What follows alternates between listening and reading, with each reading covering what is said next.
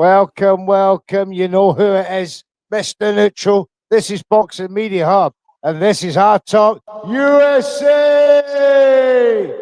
Welcome to the show, gentlemen, from all over the world.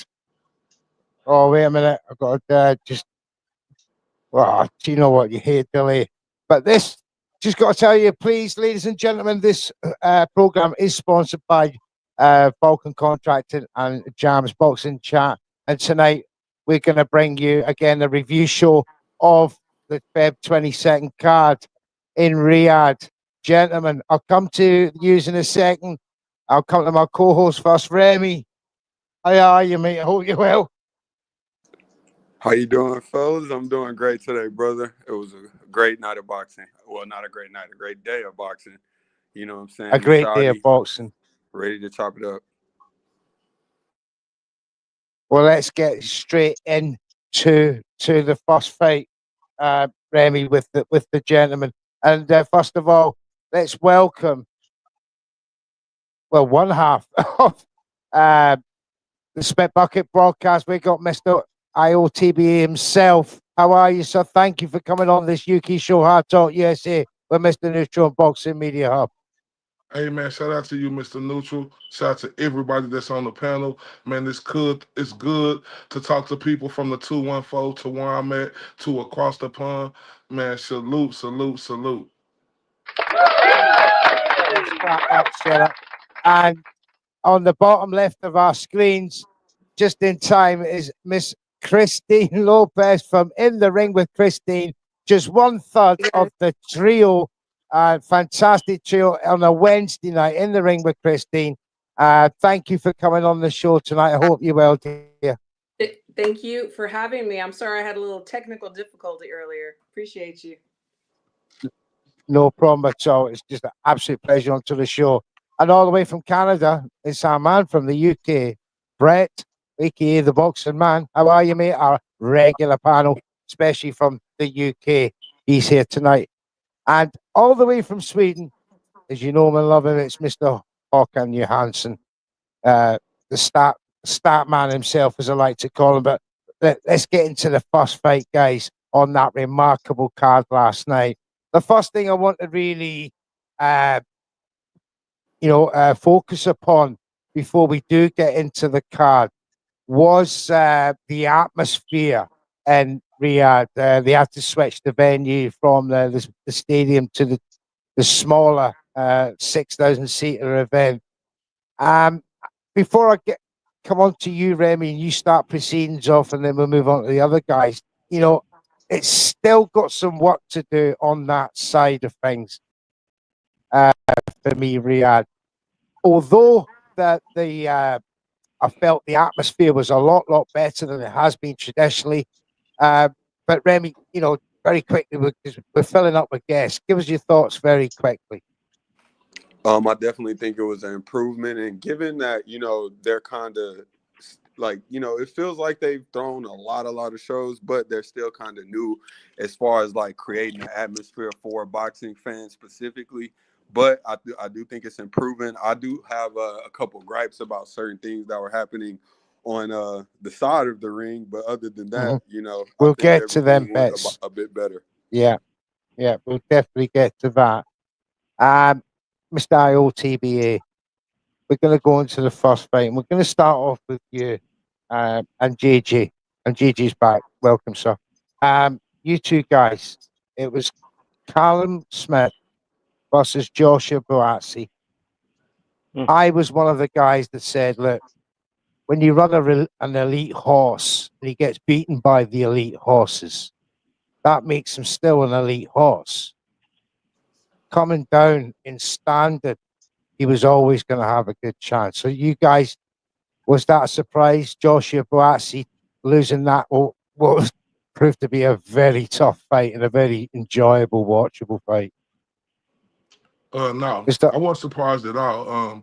On the Spit Bucket podcast yesterday, me and JJ, we did our breakdown of the fights and who we thought was going to win. And I picked Callum Smith. See, what people fail to realize, Callum Smith is a guy who beat everybody else.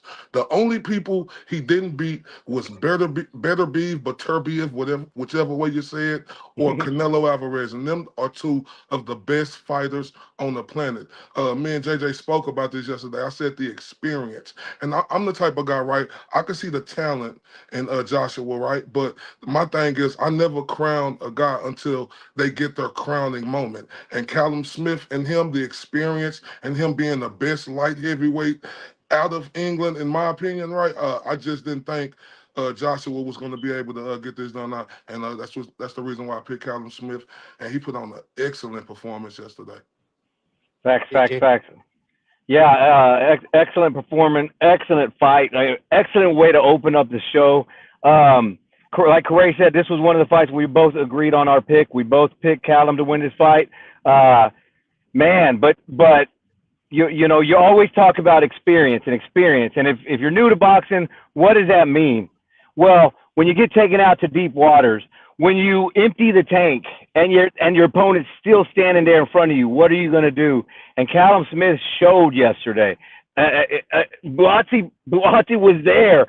Buatsi was taking what he was getting. Buatsi was bringing it back, throwing to everything but the kitchen sink. And we did see some moments where it looked like Callum Smith was in trouble. But that experience, that pedigree, just that grit, man. I loved the fight. It set the tone for an incredible night. And hey, we're sitting here praising Callum Smith. Salute to Buatsi. I think he learned a lot. You know, he wasn't taken out on a stretcher. It wasn't a career changing loss or anything like that. I think he got nothing but experience out of this. And I think the future's still bright for him. But Callum Smith came out there and showed what massive still testicular fortitude he had yesterday.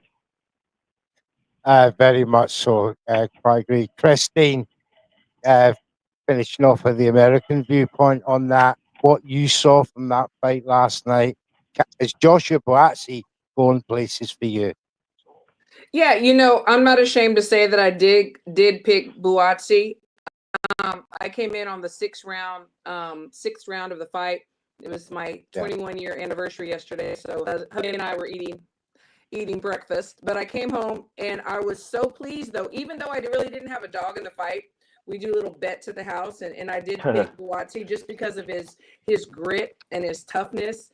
But Smith proved me wrong. You know, he boxed beautifully. There were times when, yes, he got caught, and he recovered very quickly. So I was happy. You know, I was happy that Smith did win. But, yes, I did pick Buatsi. Brett, was there a lot that, as one of the guys was alluding to there, he would learn a lot from that fight? What do you think he will learn the most, in your opinion? I would have thought levels, in terms of like having to step it up, because I was one of the few that as well that did pick Callum. I just thought because of his level, because of the, like, you know, we were saying before, the two fighters he's lost to are future Hall of Famers. Like, and at the end of the day, he's come in there with a bit of spite. He was a bit pissed off that people have forgot about him. And what I will say though is, and it was funny about the crowning moment, Buatsi didn't necessarily have his crowning moment, but boy did he show some heart yesterday. I tell you, some of the shots that he took, he showed me something. I'm a fan now. I'm a fan because he never took an easy route out. He'd get whacked with that hook. He'd get whacked with that straight backhand, and he'd come back. And you know, what a fight! What a way to start it. And I'm chuffed for Callum, but also Buatsi's going to have got a lot of fans from that, because we've been waiting for something that we can get behind. You can get behind that type of heart. Håkan, thank you for coming from Sweden once again. I know it's late over there. Callum Smith. Thank you. Great performance. For me, this fight was a 50-50 fight, and I did change my prediction last night, a few hours before, on Boxing News prediction app. What made you change? Yeah, I had my prediction Thursday for the full card, and changed my prediction for two fights before early Saturday, when I thought more about the fights. Yeah. So I changed my prediction from Buatsi points to Callum Smith when I thought more about the fight.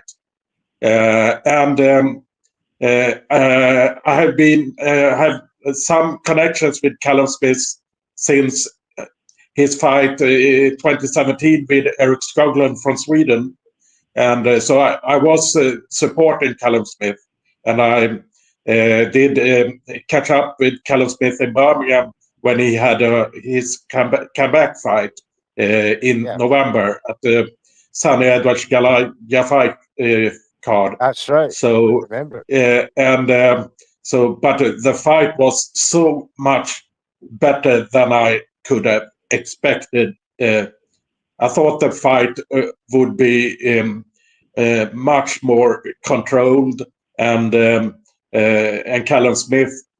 I was so impressed. I didn't thought that he had this left in the tank. If I'm honest. Right. Thank you very much, Corcan. Thank you, sir. Welcome to the show, Ra Hogan from Punch Out Boxing, one of my favourites. How are you, mate? And listen, look, Callum Smith done extremely well. You are a massive Turkey Al Sheikh fan. We'll come to that later. Give me your thoughts on the first fight, you know, from a media point of view. Oh, yeah, what a fight. By the way, can you hear me okay? I'm using some new... Yes, sir. Absolutely perfect. New cheapo mic. Well, actually, they're not that cheap. It's Sony, so they should be decent. Yeah, what a fight. Best fight of the card. I agree with a lot of what my American colleague said there. I have to confess I got it totally wrong. I had a pretty bad night overall for predictions, but I've never made no pretense. I'm a crap fight analyst. Yeah, so but I do take the advice of people who I think are in the know. I met one of Callum's former opponents, Luke Blackledge, back in December, and asked his opinion, and he thought Buatsi style-wise was always a bad matchup for Smith, and he also thought what a lot of us thought, that maybe the long punishing career might catch up with Smith now. I did think, having been almost to the summit twice and fallen back down, that he wouldn't be able to, you know, dig into his reserves to go a third time. And if truth be told, there was a bit of prejudice there based on the limp way he went out against Canelo, and I guess also just his, you know, understated manner outside of the ring. You know, you just get that impression that, is he really about it? But as I'm sure you all know, there's a lot of great fighters who aren't great talkers, and so yeah, that was probably an incorrect perception I had of him. But yeah, what a fight! And as our colleague said, the Buatsi comes out of it with a lot of credit. He's passed the chin and heart test, so he's got all the physical tools. He just needs to correct a few technical and tactical things now, and that can be changed. You know, physical limitations, like, you know, your glass jawed or whatever, you can't do nothing about that. But he can get his tactics and technique improved. A lot of people are saying, is Virgil Hunter the right fit for him? Because I think at heart, he's a bit more of a fighter. Maybe Virgil Hunter's got him trying to think too much. I don't know. Again, like I said, I'm not a promoter, an expert on the sweet science. He seems happy with his coach, but it's a bit of a talk, you know, in the Twitter sphere, in the media sphere.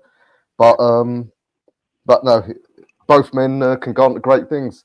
It's a real shame that it was in Riyadh. That fight belonged in the O2 or the M&S Bank Arena, just down the road from where you live. So. Yeah, I've seen a few arguments about that online, you know, moaning about stolen headliners. Remy, if I can come to you and just finish off on this fight, you know, first and foremost, your thoughts, but do you think that Callum Smith should fight David Benavidez next? Should the trilogy be become a thing? You know, I was totally against there being a trilogy. I was hoping so bad, bro, that it didn't play out that way. But I think that was like a really great fight. It was the type of situation that Callum Smith needed. And Rob pointed out a couple things when you think about like the complexion of how stuff was for Callum Smith before the fight.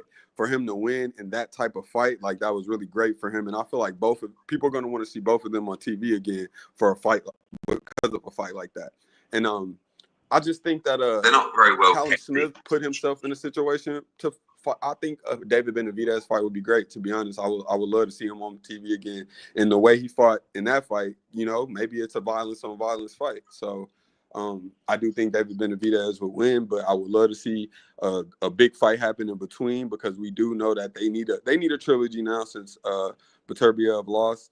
And you know, I picked Beterbiev to win, so I was a little sad about that. But I picked Callum, so I knew Callum would win. I knew he had the experience advantage. I expected him to honestly try to outbox Boatsy. Like before the fight, I figured that he would, you know, kind of see what Boatsy's done to his previous opponents. You know, he's really looking to fight in the pocket and really like try to put a bruising on you. I thought Callum Smith would try to stay outside, try to control the range and do things like that, mix it up behind the jab, maybe triple jab, double jab, go with a 1-2 and try to keep him off till later in the fight, then try to turn it up. He didn't. They both were that fight was great. Like, and I didn't expect that out of Callum Smith either, to be honest. Like, I didn't expect that out of him. So I want to see him on TV again. I do want to see him in a big fight next. I think he represented himself really well, and I was one of those people that kind of questioned his desire at this point. I still thought he had enough to beat Boatsy though, and he proved me right. So it was a great fight, and I want to see both of them on TV again very soon. Thanks, Remy. Very, very true as well. Our auspicious moment, Matt from Brunch Boxing has joined us. Thank you, Matt. How are you? Hey, listen, I'm good, man. I'm happy to be on the show with this looks like a stellar panel of people. So I'm This looking is an forward to talking ex boxing with you all-star guys. panel. Yes, sir. Let's just clap that up. Twitter For X sure, is for sure. Heavy absolute hitters. finest. And it's an absolute honor every single one of you have come on to HardTalk USA once again. I thank you so much. But Matt, I was just asking Remy the question there, you know, in the absence of, because of, you know, Artur Beterbiev wants the trilogy from Dimitri Bivol. Dimitri Bivol, I think, will be honourable and, you know, be 100% and give him that. In the absence of that fight for David Benavidez, do you think this you know, unification of interim belts that Callum Smith could be a viable contender? I'm gonna say probably not, because I mean, that fight is not a real seller. I'll just put it like that. I think there'll probably be some other things that Samson Boxing and PBC might try to do with David Benavidez in the interim, in the absence of Bivol matchup. And obviously, he'd want that in Vegas, being his adopted home now with PBC. What sort of fight could he keep himself busy with in 2025? Hey, listen. If I told you, you would not be happy. Okay, trust me when I All right, tell you, hit you would me. not be happy. Hit us. Because I think that the fight that they should make, which is a fight that I've been begging the powers that be to make, is a fight between David Benavidez and Jake Paul.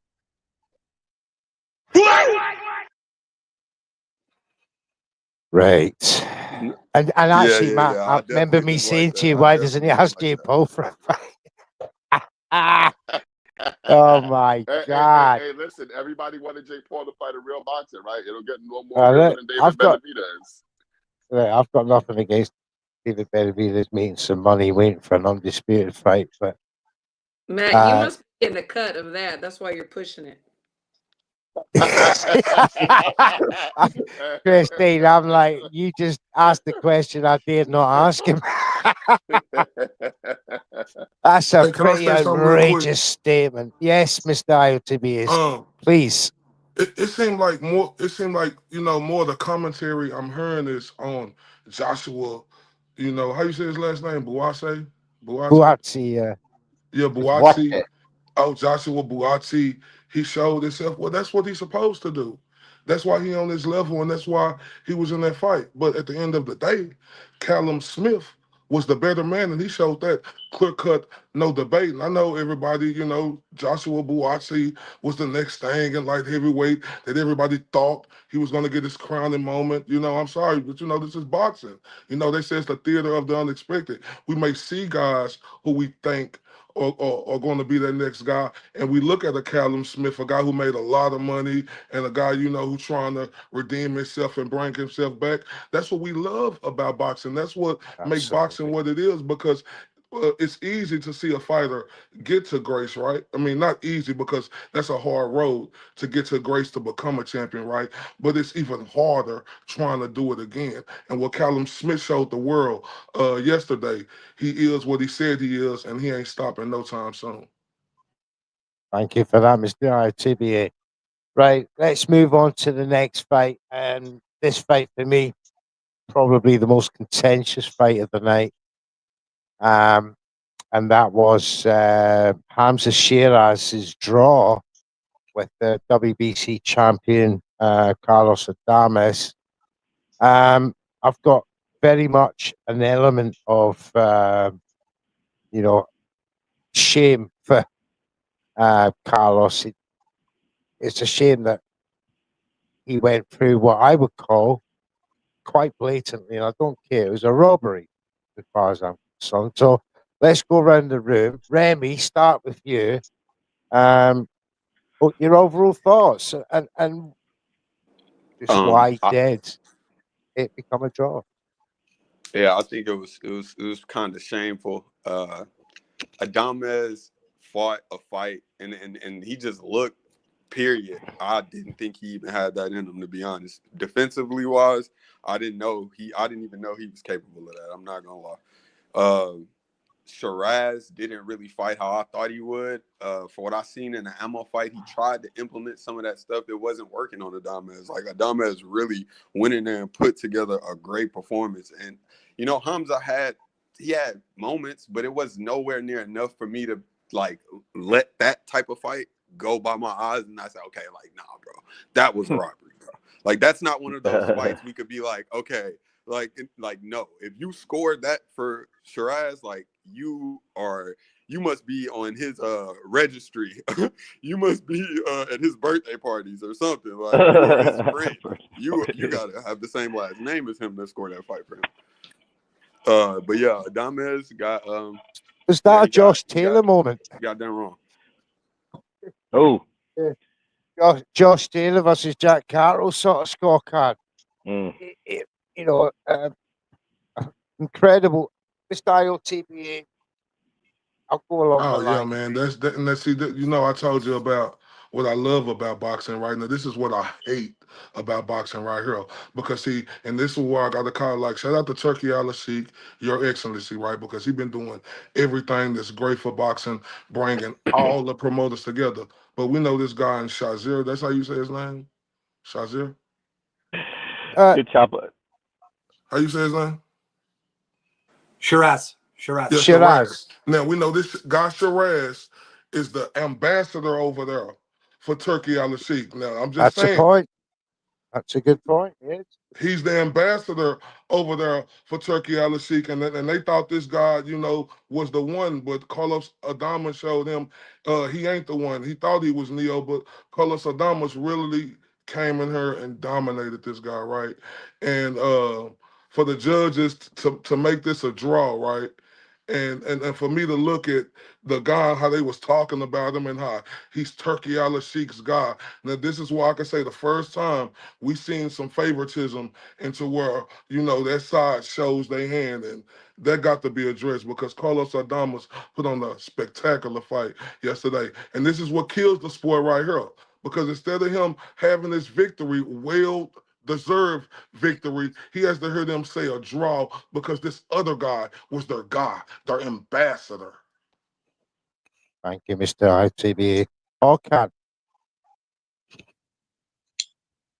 I had Carlos Adames control the fight more or less from the beginning, and I had him 2-3 rounds up, so I couldn't understand the judge's decision, and even one judge had it for Shiraz.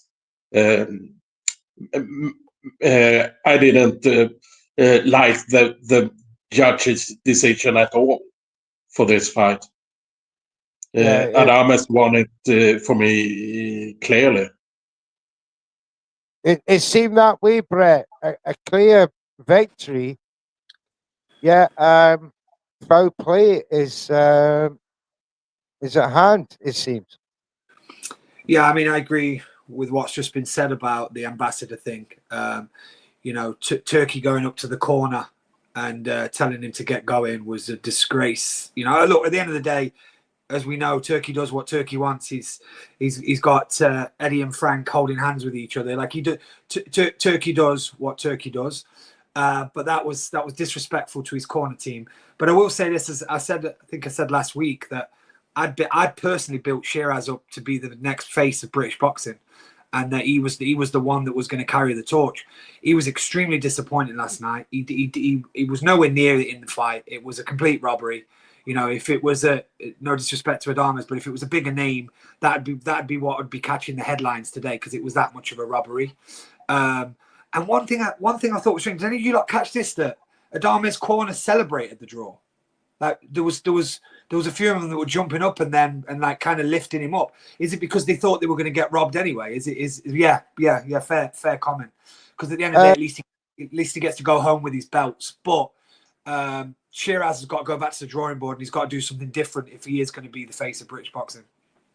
Absolutely, Brett.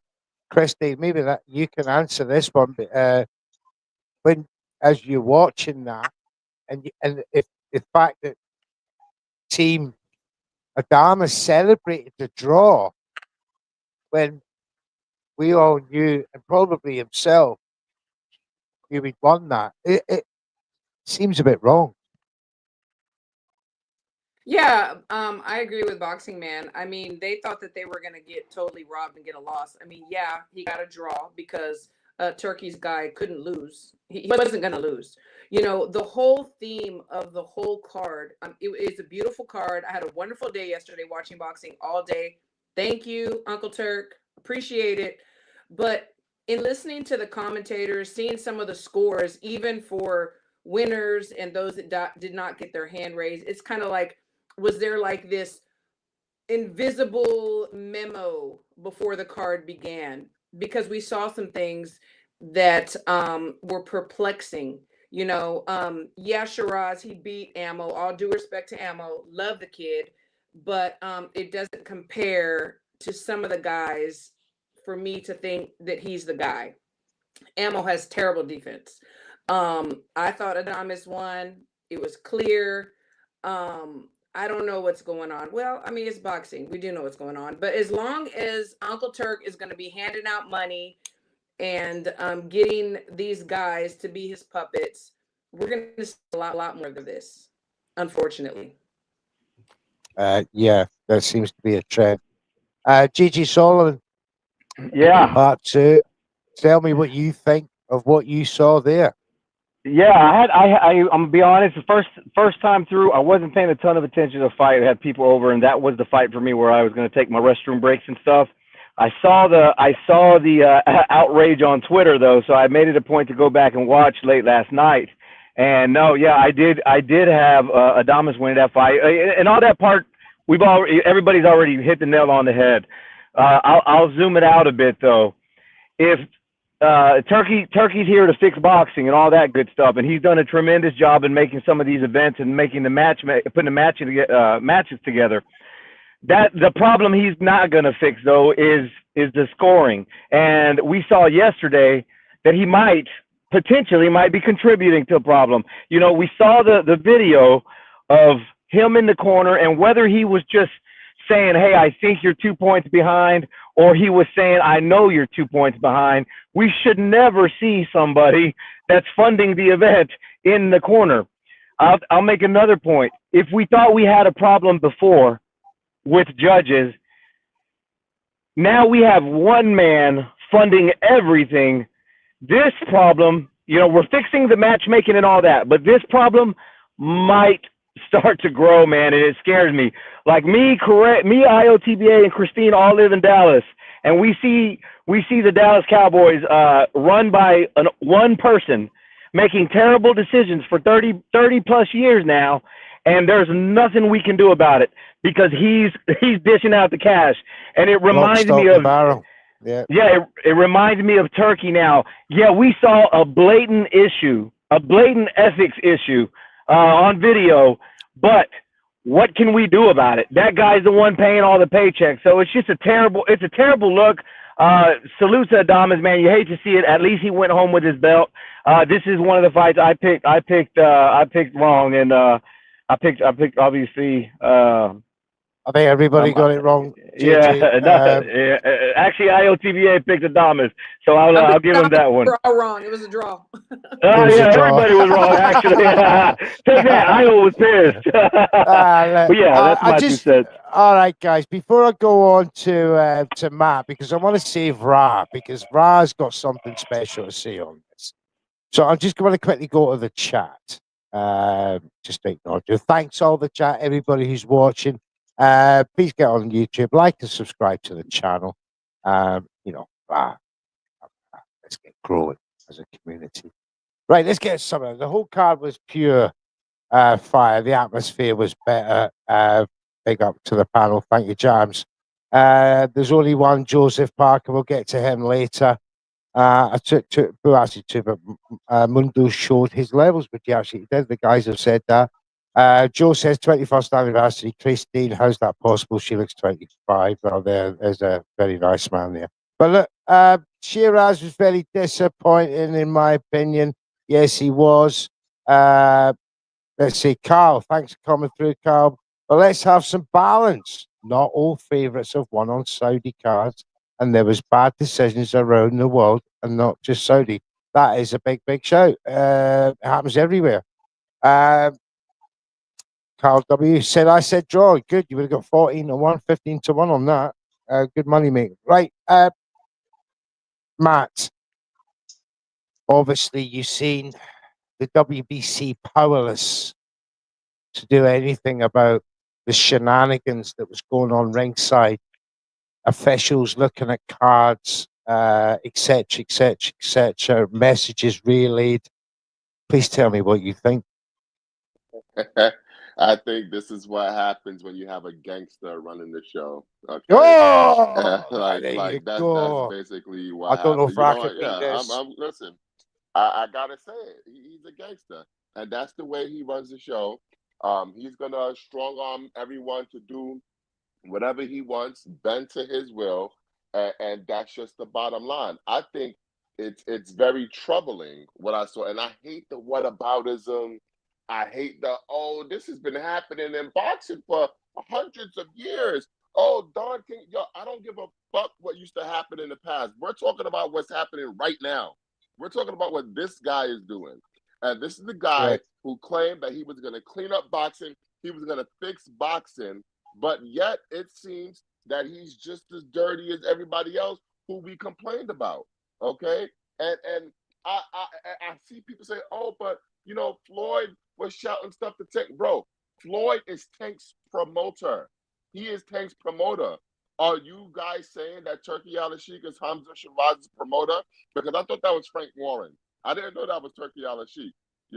So to have someone who is supposed to be an unbiased observer who's funding the whole event, basically tipping the scales to one fighter, I think it's not just questionable, not just ethically wrong. I think that it is downright illegal, and I think it should be investigated. And I think Turkey Al-Sheikh, if he wants to be some legitimate guy in the sport of boxing, he has a lot of questions that need to be answered. And if he doesn't provide clarity on this situation, then I honestly, I'm going to have to look at all these events with a side eye. And the reason why I say that is because a few weeks ago, Turkey Al Sheikh did an AMA on Reddit, Ask Me Anything, where someone asked him about the innovations he was going to do in boxing. And he said one of the innovations that he was going to do is with judging, and that they already started. Well, when did it start? What exactly does that entail? And has it affected any of the outcomes that we have seen on your Riyadh season card, sir? Those are questions that need to be answered. How do we know that his influence wasn't used within the judging yesterday? We don't know that because he's not answering any questions and no one is holding his feet to the fire. Ra, I've saved you especially for this because I know you've got something compelling to say. On you go, mate. So I don't know if you guys remember, was it a couple of weeks ago, Adames put a tweet out. Well, it probably weren't him, it was probably his son because he doesn't speak English, but he basically stated how he weren't allowed to board the flight to Saudi Arabia. Does everyone remember that? Yes, sir. And I replied to him and I said to him, in jest, but as you know, a lot of things are said in jest, which are true. So be careful, champ, because your opponent is a Riyadh season ambassador. They might be trying to disrupt your plans. I'm sure a lot of us were thinking the same thing. Yeah, that's not the interesting part. The interesting part is not long after that, someone inside the industry, whose name I'm not going to say because I ain't that stupid, he DMs me basically telling me to shut the fuck up. Yeah. Get the fuck out of here. Yeah. I think, okay. That's crazy. I'm surprised. You know, I'm no big shot in this industry. You know, what you guys bothering to look at what I'm tweeting or not tweeting? You know, there's thousands of people on Twitter tweeting all sorts of shit. Yeah. Anyway, a while after that, Adames, of course, deleted that tweet, and a few people asked Frank Warren about it, and he basically just shut it down straight away. He's like, look, no, there's just been a mix-up. He's going to be there for fight night, and then he refused to answer anything else. So that gives you an idea of what's been going on there. I mean, what can you do there? We're where we are. I think Matt's right. What are you going to do against gangsters? You couldn't do nothing when Rocky Marciano's handlers were protecting him. We couldn't do nothing about Don King shafting heavyweights in the 80s for not signing with his son and for protecting Chavez's unbeaten record for as long as he could. What can you do when the victim is complying? Victim, I said, that's insane. That's exactly it. I suppose the only saving grace is you could say at least the fighters are getting paid. Don King's fighters weren't by the time he'd skimmed everything off the top. And listen, if I'm can I say something real quick? Go on, Now listen, y'all remember this, and this is no shade, right? I'm just keeping it 100. Y'all remember Turkey Al Sheikh said, I want to get Terrence Crawford a big fight, right? Y'all remember him saying that, right? Now, they done signed Canelo. I'm just saying, I hope it's not no funny business, right? I'm just saying, when it comes to them judges and their scorecards, after seeing something like this, because we know Terrence Crawford is also Turkey Al Sheikh's guy. I'm wondering I think that shit's sold, guys. You're gonna have to expect there to be some dodginess now. There you go, and you're gonna have to expect fighters to be told. The organization of the commission there, is it the Saudi commission? Is it? It's the British Boxing Board of Control. Yeah, they run their cards. Okay. And incidentally, didn't they have something happen a few years back too? Listen, I go to a lot of British shows, small hall shows, so I have met quite a few of the personalities inside the board, and they've told me they have a strict policy of not discussing anything with the media. Yeah, of course. only Robert Smith occasionally, for very, very selective issues, will come onto the media, and he virtually says nothing. Yeah, he answers questions without really saying anything. Yeah, he'll just say. Did y'all catch it when Uncle Turk was on the stage and he said that he had an issue with Matchroom, that there was something, he kind of blurted it out. Did y'all catch that? No, I In a missed negative that. connotation. Yeah, I mean, I tweeted it about it immediately, and people saw it. And then when they went back to rewind it and watch it again, they said it wasn't there. Where he said that What he's did got. you make of it? What was your I don't interpretation? know. I'm like, okay, so he's got most of the guys on board with whatever his plans are, and maybe I don't know. I don't know if Eddie was giving him. I don't know. I was trying to make it out. It just didn't look good. And then I tweeted about it immediately and people saw it. And then when they went back to watch it again, it wasn't there. I don't know. I don't Oh, think it's a bit Turkey gives weird. a shit. You see Turkey whispering to his buddy right in the middle of a broadcast yesterday. Somebody needs to tell him, hey, dude, this looks suspicious. You just can't keep whispering to people and coming into the corner and saying people are on board and having mystery judge plans.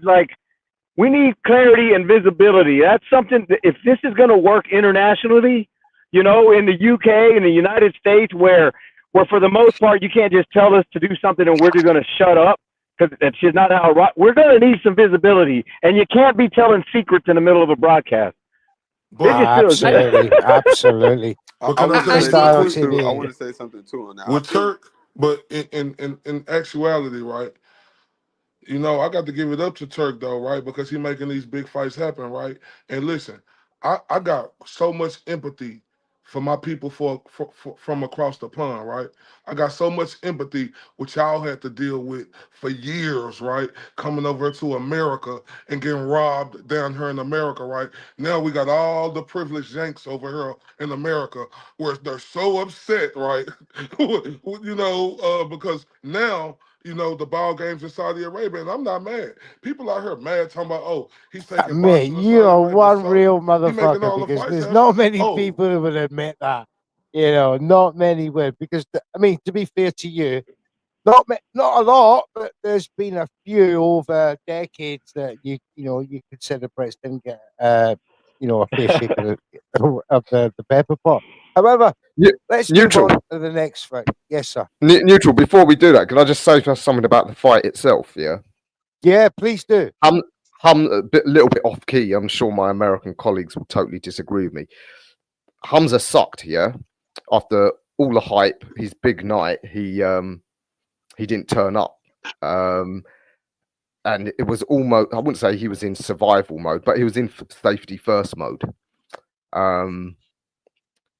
So he sucked, but I don't have much sympathy for Adames because he sucked too. Shall I tell you why? If you are a champion, a genuine world level champion, when you get some hype job who's the house fighter come in, and then after a few rounds, it's obvious he ain't really about it.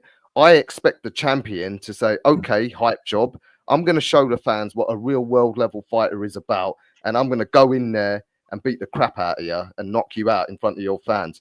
He was happy just to stay busy, land a lot of punches on the elbows and gloves, and hope the judges don't shaft him.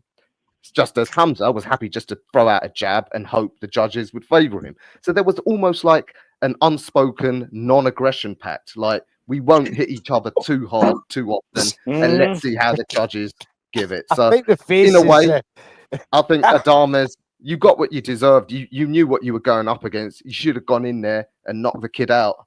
So you didn't really get robbed, Adames, because you're still champion. And as things stand, the middleweight division, it's as stagnant as it was. There is no savior coming for the middleweight division. They all suck. I can't argue with that. Because what he said is true. He's kept his belts. It wasn't a robbery because he would have lost his belts if it was a robbery. But overall, it's just another defense for Adames, and he moves on. But Shiraz, for me, the hype, is the stock has gone down. I saw a lot of inexperience, a lot of lack of killer instinct even when he did have good moments. But look, let's move on. I think it was Carbayel and Zhang next. And a very good fight yet again. Carbayel, yet with another scalp. Virgil was the next fight. Virgil versus Madrimov. Oh, was it Virgil? Yeah. Let's go to Virgil was... then. Let's go to Virgil Ortiz versus Madrimov.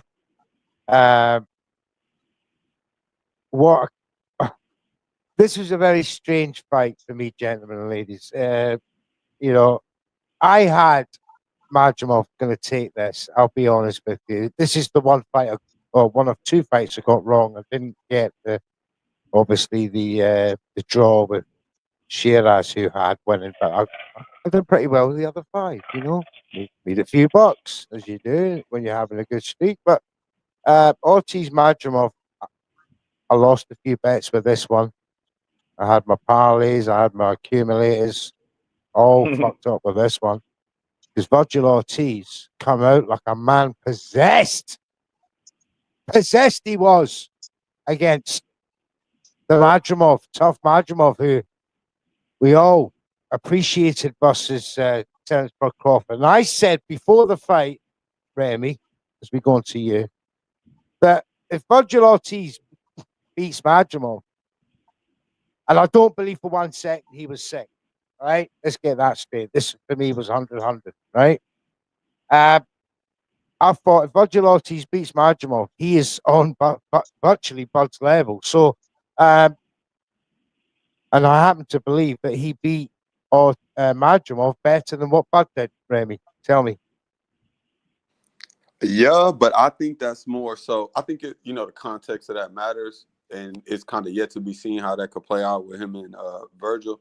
I think Bud was a bit more tentative and kind of like picked his spots a lot more safely than he didn't really try to bang it out with Madrimov how Virgil did. And I said before the fight, at first I had Madrimov, then I ended up switching my pick to Virgil a couple of days before because I kind of realized he would end up doing what he did. He did exactly what I thought he would. Like he did everything I thought he would. He did, and I wouldn't say it puts him on Bud's level automatically because for all we know, bro, like it could look like that, and then he, were to get in there with Bud and everything Virgil does well could be working against him in that fight. But I think Virgil did show people started doubting him because of that Boychuk fight, and I think his dad said he had some issues before the fight. I didn't see specifically what they were. I see he tweeted it earlier though that there were some excuses made on Madrimov's side, and that seemed to annoy Virgil Ortiz Sr. So he put out a statement, and I think that Virgil, especially with the things he's going through in between fights, he really proved that he is top level. He's top flight. He's what's advertised. And now I've always thought this too. Virgil's fight for me, and I always thought Boots' fight was each other. I feel like I want to see them two fight. I want, after this Stanionis fight's like, bro, you unified at 47, get out of that division, bro. And that's what I'm looking for. I really want to see Virgil and Boots mix it up. And I would rather see Virgil against anybody right now, too. Virgil is box office. He come in the fight. He going to give the fans exactly what they want to see and match with the right people, and some certain things to shake up. He could probably be somebody going in the future that's really a big, big player. And he from Texas, too, so I'll really let that about him, too. Texas, how we get down. He's on fire. Let's go to Mr. IOTBA, please. Oh, I was wrong. I was totally wrong on this, right? And I can admit that I'll be the first one to get on her and eat crow, right? Because when I looked at Israel Madrimov versus Terence Crawford, and he was able to have that much success against Terence Crawford, who I look at as superior, right? As dominant as he's been. So when I looked at that, I'm like, oh man, how's Virgil gonna be able to beat this guy when arguably he lost that fight to Bobachuck, in my opinion, right? But what I didn't look at twice. Yeah, but what I didn't look at is how styles really make fights. Now, when you look at Virgil Ortiz versus Bobacek, The reason why Virgil Ortiz had trouble in that fight because Bobacek is a pressure fighter, and a pressure fighter gives Virgil Ortiz problems because Virgil Ortiz is used to being the alpha in the ring. Now with Madrimov, I didn't look at that. I just looked at how he did so great against Terrence Crawford, Yeah, and the difference with him and Terrence Crawford, Madrimov and Crawford, both of them are counter punchers, right? So that's why it looked like that, and that's why it was so close. It was like a matchup, because if you've seen it, they both was resetting so many times in their ring. But with Virgil, he's not a counter puncher. He's a dog. He comes to hunt you down. And that type of fight against the counter puncher and Madrimov, I totally overlooked that. I looked at, damn, Madrimov had so much success against Terrence Crawford. I just automatically thought that he was going to win based off uh, Virgil Ortiz having problems against Bobachuk. But what I didn't look at was the styles. Virgil had problems against Bobachuk because Bobachuk was a pressure fighter. That's the only type of fighter that's going to be able to beat Virgil Ortiz, in my opinion. But I got to give Virgil Ortiz credit. You know, coming back from the criticism that he had after that Bobacek fight, or people thinking that he lost that fight or he didn't put on yeah. a great performance. This is what you want to see fighters do, because it's easy to get criticized and, you know, sit in the corner and be mad at yourself. But the real fighter come in you when you take that criticism and you go in the gym and beat that shit up, and then you come out here and do what he did against Idris Mazamov. So congratulations to Virgil Ortiz. Thank you, Mr. IOTBA. Håkan Johansson, Bochuk, the win or the draw versus Virgil Ortiz, is looking very good right now. And the 154 is a very hot division. You know, what did you make of it all? Yeah, I would like to see a rematch with Boachuk. I felt that Boachuk should have at least got a draw in when they fought in Las Vegas. And this fight was the second fight I changed my prediction. I was like in the Boxing News prediction app, and I was lucky that I got Ortiz in the end. But I thought that first that Madrimov would handle Ortiz. But then when I thought more about it, that maybe Madrimov lacks a bit of power, and it's a little bit on the back foot, and Ortiz had some problem with Boachuk, who's a pressure fighter. So when I thought more about it, I switched to Ortiz. Thank you very much. Thank you very much, Brett. What struck me in the first round in that fight was the size difference between Madrimov and Virgil Ortiz. And what really surprised me is, you know, considering how well built Madrimov looked against Bud Crawford, Virgil Ortiz was like, I was like, damn, he's bigger than Madrimov. Yeah. And obviously that Madrimov felt that pressure. Yeah, I to be honest, mate, I thought that in the weigh-in. I looked at his shoulders and he looked big, but I got this one wrong, and for the same reasons that IOTBA said you go off the back of Madrimov against one of these, the one of our generation greats in Bud Crawford, and he puts in a performance like he did. I thought he'd have too much. For me, it was a very strange one. Fair play to Ortiz. He cut the ring off well. He was the aggressor. He didn't allow him to kind of get away from him. But it's almost like Madrimov was sparring for the first few rounds, and that, you know, all that hands behind his side, dancing around, you know, no work. And then before he knew it, the fight was getting away from him. You know, fair play to Ortiz, the worthy winner. But I was very disappointed based off the Bud Crawford performance with Madrimov. I wanted to see more. And then later on in the fight, he got going a little bit when he turned the corner and let his hands go. But it just wasn't enough. It wasn't enough pressure from him. It wasn't enough punches. So the right man got the victory. And, yeah, disappointing performance from Madrimov in my eyes.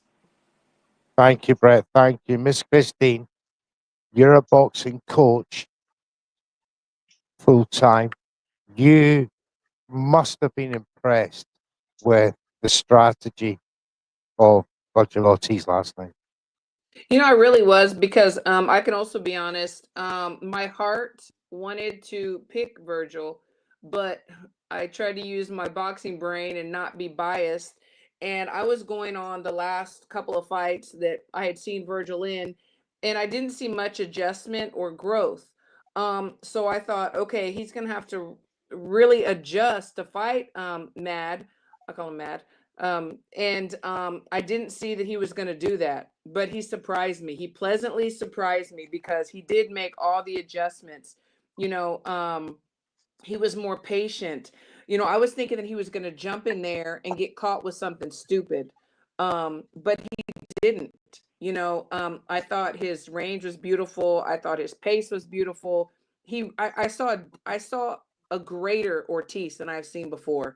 Um, and Majimov, he just seemed um to kind of fizzle out in the end rounds. And I'm thinking, are you thinking that you're winning? Are you think what, or are you tired? Like there was something, nothing clicked, you know, and Virgil took advantage of it. And I have to just mention really quickly, whenever he tweeted out, you know, that he was sick, you know, I think the thing that I respect least from our warriors or whenever they make excuses, because it takes so much away from the champion.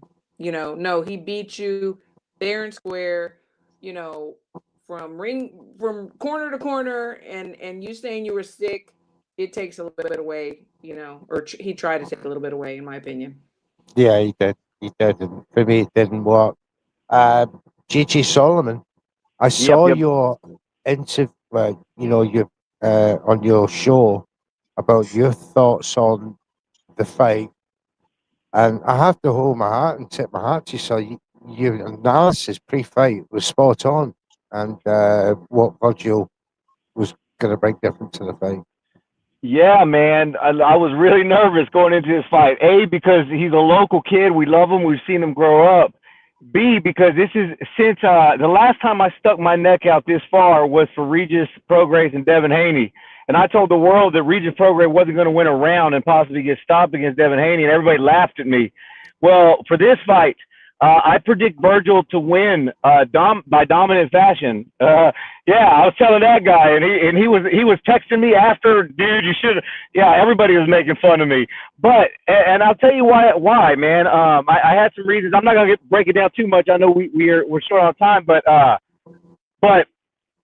challenge everybody here because after I watched the Virgil Ortiz Boachuk fight, I was on board with everything everybody's saying. This was a close fight. It should have been a draw. I watched that fight a second and a third time.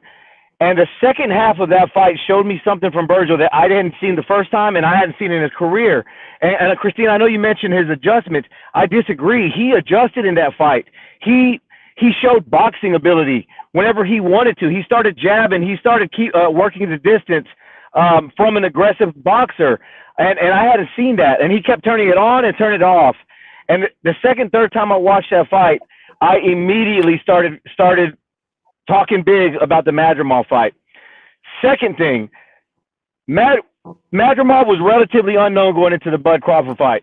We see this a lot in other sports. We see it in football when a new quarterback takes over and there's no film on the guy and he lights up the league, and then after about 6 weeks, people start figuring him out. Before that Bud Crawford fight, there was never any elite performance from Madrimov for us to discuss, for us to review, for us to study. Virgil Ortiz, Robert Garcia had film from an elite Madrimov, and I knew in my heart were going to be ready to cut the ring off. We saw that. We saw Virgil's discipline to just stay disciplined for 12 rounds. We saw it, and it was all from preparation, in my opinion. Madrimov looked amazing, but we know Virgil has that extra. I know Virgil has that extra level that we still hadn't seen. A couple of points I want to make. I wrote them down. Oh yeah, Madrimov moving a lot. I don't like using the word running, but he was moving a lot. We see that can be effective sometimes, but an easy way to see that it's not effective is when you're getting outlanded. when you're running that much or moving that much, you're not supposed to be getting outlanded. And Virgil was still outlanding him when he was most moving the most. So, man, I was blown away by this performance. Look, Mean Machine is on record for saying if Virgil and Bud were to fight, I would pick Virgil and Virgil hits harder. Now we saw yesterday against Madrimov, a Bud Crawford opponent and a Virgil opponent, and Virgil looked to kind of have his way a little bit better. I'm not saying Virgil is going to beat Bud, but what I am going to say is Virgil has answered the question, is he ready for this level? I say absolutely. With them shoulders, man, he could go up to 160 and clean that division out too. So I was really impressed. I'm very happy for our local kid, and yeah, I'm just glad that I put my neck out and I didn't pay the price. Hey, Mr. Neutral, I will say I am in a bit of a bind. I'm going to have to leave, so I apologize for my early exit. But I want to say with this, it's about time we all put some respect on Joseph Parker's name. That's my going away message. For sure. Joseph Parker, man, has shut us up over and over and over again, and I just wanted to leave that. But I know it's not time for Joseph Parker. But thank you all, guys, and I got to get out of here. Got the family jumping on me. All right, holler at you, JJ. Later, guys. Appreciate y'all. Thank you, mate. Thank you very much. Ra, very quickly, what did you think of this performance by Virgilotti? Weren't overly impressed by either man, to be honest. Madrimov got on his bike first time he's come up against a top-level puncher. And Virgil, don't get me wrong, I love Virgil. Any man that can play some Metallica, he's great by me. But I would have thought that once he saw, he was in there with a guy who's fighting scared, would have liked to have seen that pressure pay off a bit more. Don't get it twisted. This isn't me here saying they both suck. What I'm saying is in the context of how this card was built up and how the fights were built up, i.e.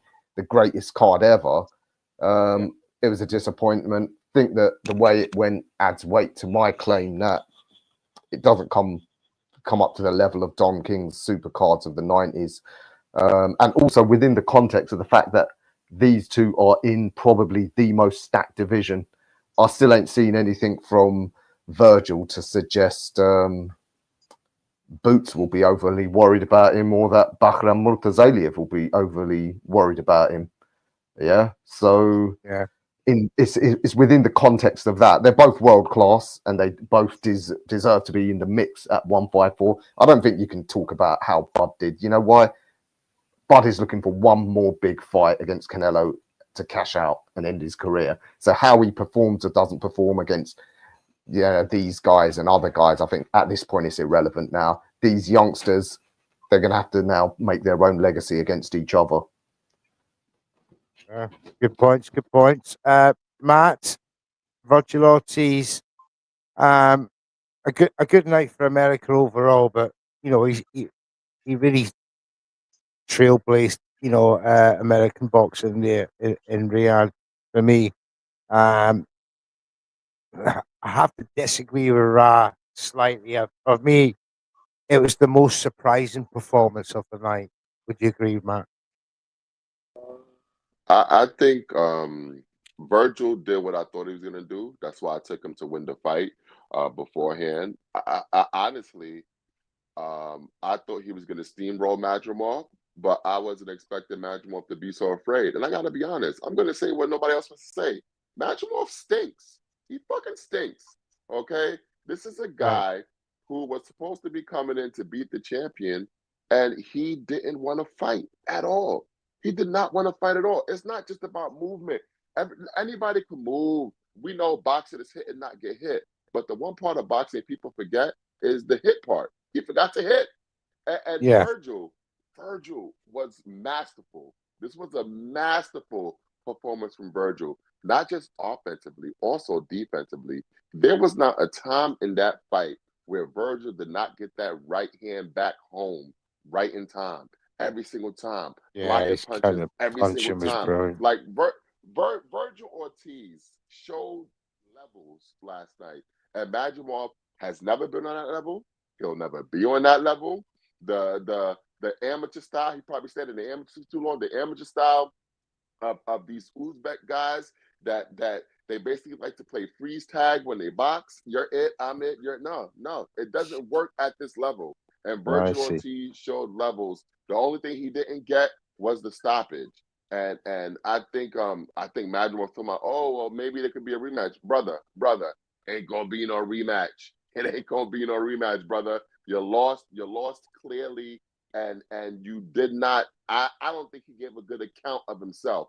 And if that's the best that he has, then he needs to be fighting somewhere in Russia on these IBA cards, and not in the big time.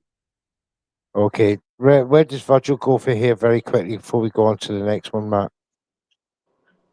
I would say that Virgil is probably going to see if he can get the winner of Fundora versus Booker. I think that that's the most likely thing for him, because he is the WBC interim champion, and the WBC, they love their Oscar de la Hoya, so they're probably going to try to enforce that. And I think that that's a banger of a fight, especially if it's Fundora. Can All I right. say something real quick? Yes, please. Please.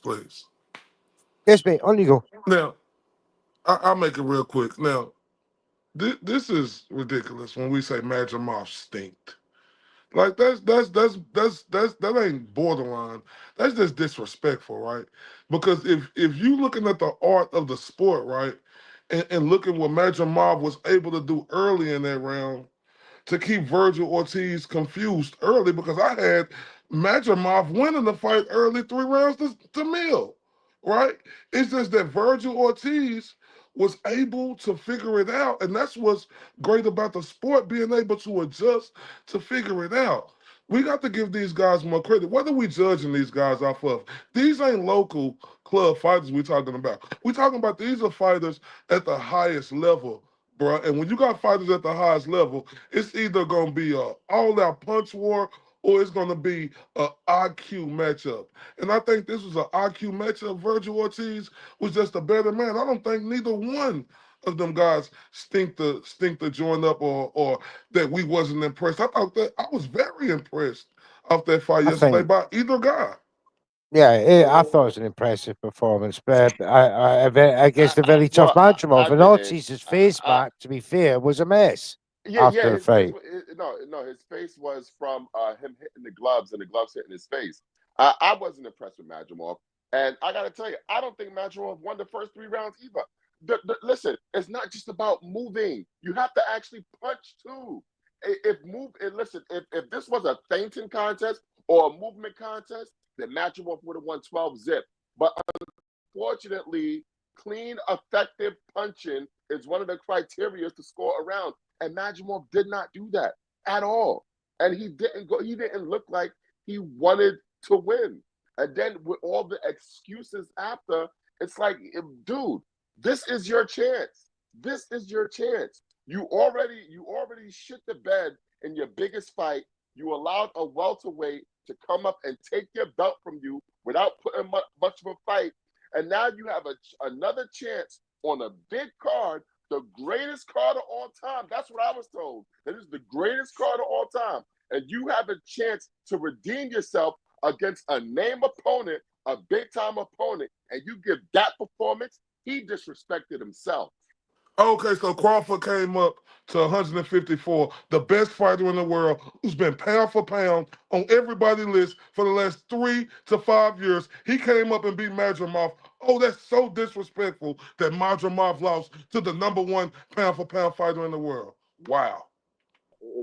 It's not just losing. It's against Crawford. What did I tell you on your show, Christine? How about He Virgil hold was on, just the hold better on, hold on. guy that night? He Why we can't proved. just give Hold Virgil on, hold credit on, that he hold was on. able to offset? We probably had This is these why. expectations of Madrimov, which No, I obvious. didn't. Because I knew what kind of funny he was.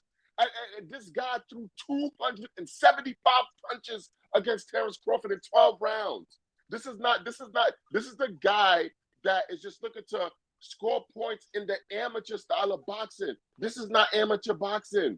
Go back to the amateurs if you want to fight like this. This is the big time. And when I'm talking about the fighters at the big time, you know what? Sometimes it might sound a little bit disrespectful, because we have to parse who is really at that level. And when you're really at that level, you have to split hairs. And I'm sorry, he's not at that level, and he Well, was you never know, at that styles level. make fights, right? And when I say styles All make right, fights, gentlemen, Terrence Crawford and Michael we Mars. must move on. We must move on, gents. Otherwise, be here all night arguing about this. Let's go very quickly. Give it a minute each, please, guys. Caballero versus Zhang. You know, there wasn't a lot of action in this fight, but apart from a knockdown, let's go with Remy. Remy, what you say? Surprised? That fight, like, I was on fire early because I think my like first 3 picks were right.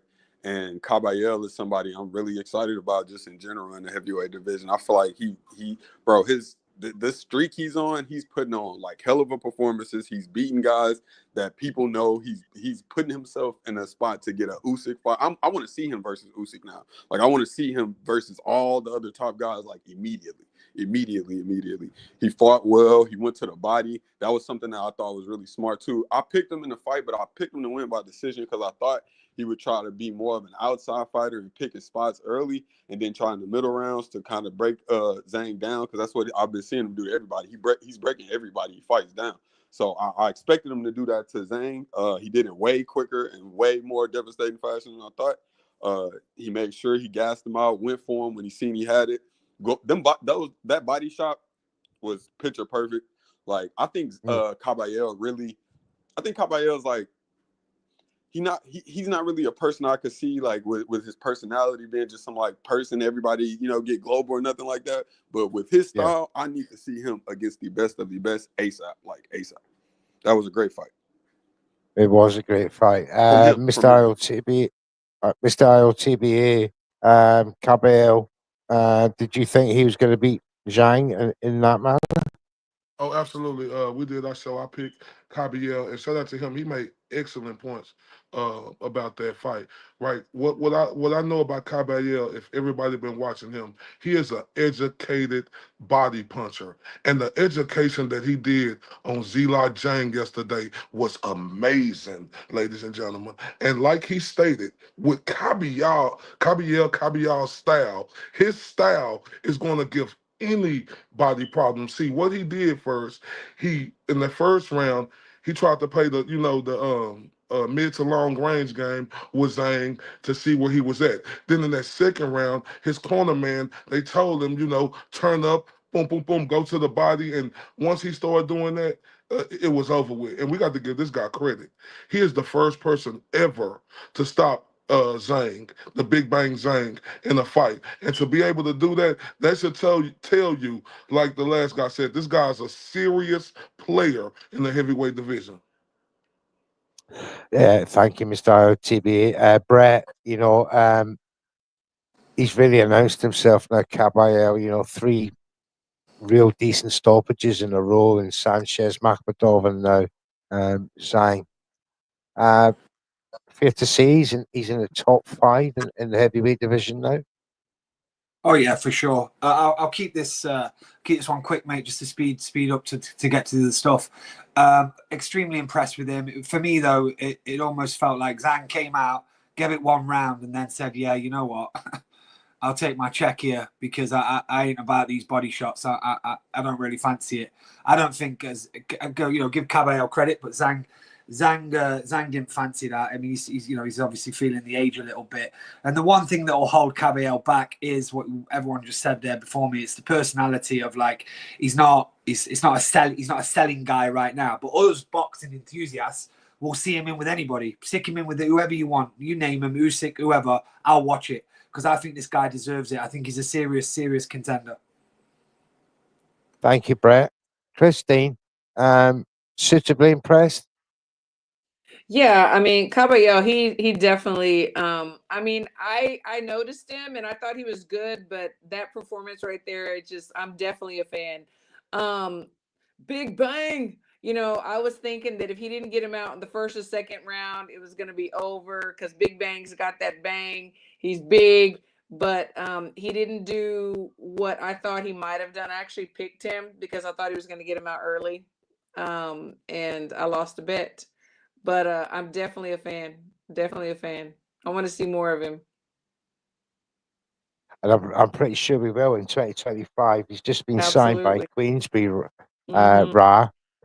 How is that going to accelerate him now? And Ra, who do you see him up against next?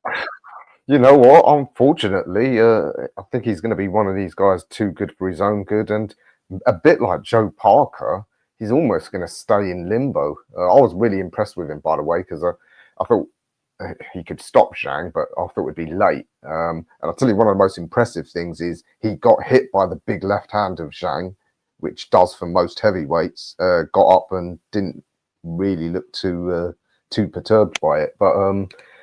Yeah, I don't know whether he'll ever get much of a following in Germany, whether they'd get behind him because he's of Kurdish background and he doesn't talk himself up much. So is he ever going to have enough of a fan base? I get the impression what Queensbury are going to do is just keep him in their back pocket for when they need him, maybe against one of their rivals. But I don't see them pushing him to the forefront of the title fights. I'll tell you what, this is another reason I really want Usyk to retire. I mean, he's just holding things up now, like a lot of these aging fighters do. God damn, being successful, he's holding things up, same as Canelo and Bud Crawford at 147. You bet. I'm talking as a selfish boxing fan here. Yeah, I'm not Usyk's manager to try and get him his big paydays at the end of his career. Yeah. All right, thanks, mate. Matt, well, first and foremost, did you think he was going to do that to Big Bang Zhang? Well, firstly, I gotta take off my shirt before I talk about these heavyweights, okay? Because this is my this is my point. This is my wheelhouse right here. Okay. Now I did predict that Caviar will win, because hey, listen, he is a great body puncher. He is a damn good boxer. Yes, sir. He's always been a damn good boxer. So I had a feeling he was gonna be able to beat Jang. Now, did I think he was going to beat him that quickly? No. I thought maybe it was going to be like a late stoppage. I didn't expect him to beat him so early.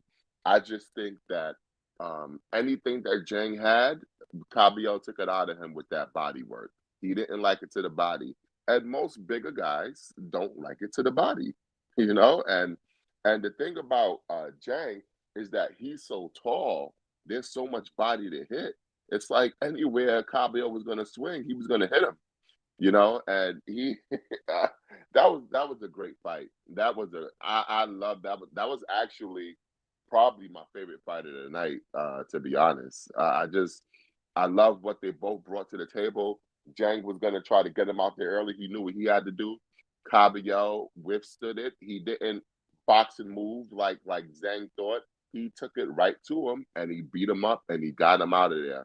Now, as for what's next for Cabello, we never know. We know now he's the WBC interim champion. Maybe he'll be happy with that for now.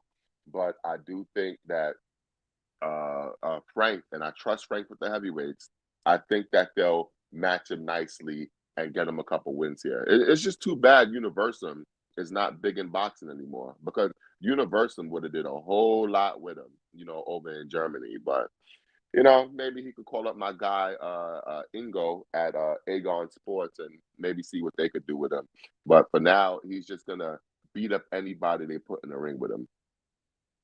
I quite agree. It's a scary prospect right now, a heavyweight, to go along with a few others that are coming through right now. But we must move on. And Stevenson versus Padley, late replacement, as we all know. But I didn't want to watch Padley.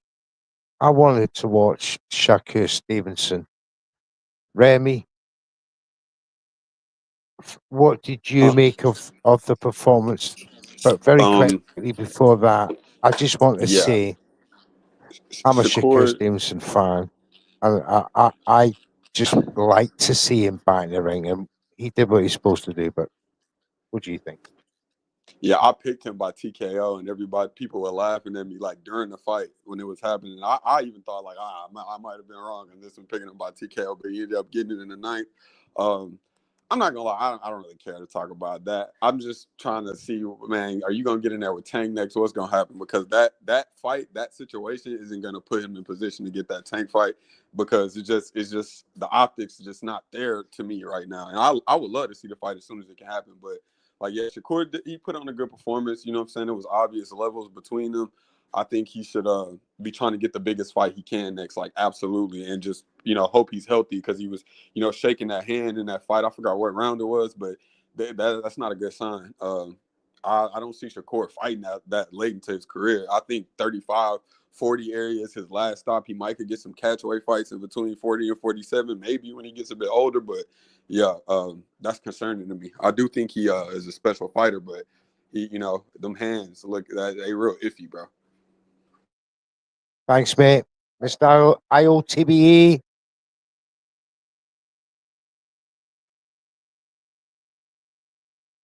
Well, first off, I want to shout out that lad from across the pond and Josh Padley, Big up. right? First off, Big up, Josh. everybody from where I'm at in the 214 or the states to across the pond, y'all need to give Josh Padley a big old hand clap for that, right? Because not only did this dude save this card, right? This dude was working as an electrician, bro. And On just out of the nowhere, Monday. 4 Yeah. days before a fight, he get this opportunity and he show up. Did we think that he was gonna win this fight? Absolutely not. But the thing about it is, he showed everybody who he is. That he has the heart of a lion. Something that Floyd Kid Austin showed us he didn't. He showed us, he was from the Lion King. He was from the Wizard I of have Oz. He no was the Floyd Tin Man Kid with Austin no heart, right? slander, Mr. IOTBE. Huh? I'll have no Kid Austin slander on this show. He's a No, personal He was a personal favourite of mine, but I happen to agree with you. We're still a wee bit on this fight, no, but it ain't we'll no it see. ain't no slander. It's the truth, right? Nah, I'm Because just joking. because when you do all the stuff and the shenanigans that they pulled and said about Yeah. Shakur with all these Oh, allegations, and then to not show up for the Schofield fight, I Senior, think that's nightmare. huh? Schofield Senior, he's a nightmare. Yeah, yeah, but that's another story. But I just wanted to speak on that. How Josh Padley had the heart of a lion, bro, and everything he get. I heard he got 500,000. I heard he got a new house, and I'm just happy that he showed up and got this opportunity, because what that showed to Turkey Al-Sheikh, right, is he's going to put this guy in position to have bigger fights because he answered the call. Now to Shakur Stevenson, right? Salute to Shakur Stevenson, right? Because that was an excellent performance in my hand, masterclass. He can't help the situation that happened. This guy came in, was an unknown guy who he didn't know about, and Shakur Stevenson did everything that he needed to do. My guy JJ brought up a great point. See, our expectations of these fighters are, like the earth size ego, right? We can't look at these fighters and see what these fighters are. We look at these fighters and think that these fighters most supposed to be more than what they are. When I look at a fighter like Gervonta Davis, I expect a knockout. When I look at a guy like Shakur Stevenson, I expect him to have that masterclass ability. And what's wrong is people forget about the art of the sport, that it is hit and not get hit. Just because people are expecting more, no, boxing is all different type of styles, and that's the beauty of it. And what Shakur Stevenson did yesterday, he displayed a great performance to me, which left no doubt, and I think that he should be able to get the biggest fights there is. I don't think that it's no 135-pounder in the world that could beat that guy. Thank you, Mr. IOTBE. Brett, Josh Padley, Boston, and then what you thought of the fight. Yeah, I mean, look, at the end of the day, when Padley sits down in his chair in 20, 30 years' time and looks over to his grandkids, he can talk about the fact he took a fight with a great fighter on a few days' notice, and all the doing the electrician work on the Monday, and then he's fighting in Riyadh on the Saturday. And I'll tell you something now, he was game as hell Like he had a go against, you know, this colossus, which is Shakur Stevenson. And I'll keep it quick, mate, again, and say that I have to agree with everybody else. I was impressed with Shakur. Even when I think it's Remy, I think his hand went in the second or third. It went early. But his range, his distance, his head movement, he's the real deal. I could watch him all day long. I never get into this banter on X with people that talk about this, that, and the other. The bottom line is he's a special fighter. We should get behind him while we can, because I agree with Remy. I can see an early retirement with this kid because his hands, he just might not be able to pull through with his hands. Do you believe that he should rush these legacy fights real quick now? I mean, Shaq's only 27. He's hurt his hand again. And should he know, right, if, you know, to preserve something of my future in my hands, I've got to get this fight out of the way. Yeah, I think obviously we've talked a lot about Turkey today and the negative side of Turkey. But the one positive out of Turkey is if Shakur's really serious, we get a big name for his next fight. We get a big name. I don't know if we get Tank, but we get a bit. He needs a big name because he's only going to be able to fight once, maybe twice a year, if that. You know, you think about some of the big time boxers of years gone by, and their hands going. His hands are going early at 27, and he's just not going to be able to compete at that top level if his hand goes in the third round, and then he's got another, the 7, 8, 9, 10 rounds to go in a fight. So I hope, Mr. Neutral, I hope he gets a massive fight. I'll be honest with you, a huge fight. And I love watching him fight. I think, if I go to the gym and want, any soccer fan, football fan, you look at clips of Messi, Ronaldo and stuff like that. As a boxing fan, you look at clips of Shakur, his defense, his head movement, his jab, his fakes, his fake to the body and then goes upstairs. Like, it's beautiful. And I ain't getting into these wars about who you're a fan of, Tank, Shakur, whoever. I just like watching that guy fight. Thank you, Brett. Christine, you heard Brett there. You saw the fight. Shocking. Yeah, respect to Padley. I mean, he did amazing, honestly. I might be in the minority that thought that Shakur got hit a little bit more than I thought he would get hit. So Padley proved and showed that he wanted to be there. He didn't just come for a payday. He came to actually try and win. Of course, we all knew that Shakur was going to win. But Padley said, no, if I'm going to be here and I'm going to get this opportunity, I'm going to give it everything that I have. And he did do that. As far as the hand, I'll just touch on that really quick because I was on a show last night and Urban Sports Scene, shout out to them. But we talked about the hand situation. I'm not assuming that I know. I'm not criticizing. I'm only going to state my opinion. Your hands are your money makers. If there are so many problems with the hand, we need to see how are they being wrapped during, bag session, mid session, session, sparring sessions, and at the fight. There's obviously something not being done. So I'm really hoping, and I'm sure that he has a very smart team that they're looking into that because he is a phenomenal boxer. I want to see him more than just the next 2 years. He did say that he would fight Tank, and then Andre Ward asked him, about his brother Keyshawn, and he said that they would never fight. But then at the end, Andre said, you know what though, if it comes up and the money's right, and Shakur said, send the contract, and Keyshawn jumped right on Twitter and said, send the contract. So those are the fights that I personally, as a fan, want to see. But he's got to be healthy. Yep, totally agree with you, Christine. Really quick, bro, Christine, and I'm not sorry, Remy. Christine hasn't got long left. She's got a host of the birthday dinner as well. So, Christine, I want to get your opinion on the main event before you go. Beterbiev and Bivol. I